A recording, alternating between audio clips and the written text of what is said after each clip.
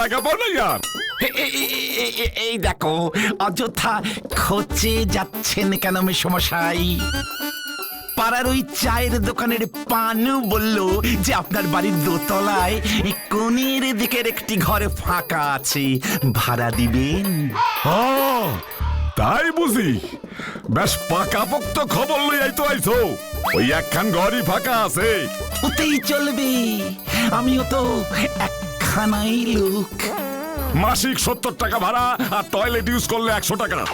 কি শুধু ঘরে নিলে মানে ইয়ে কোথায় করব? এইটা আমি কি জানি? তাহলে মানে বলছিলাম কি 100 টাকাই ঠিক আছে। আর 500 টাকা অ্যাডভান্স।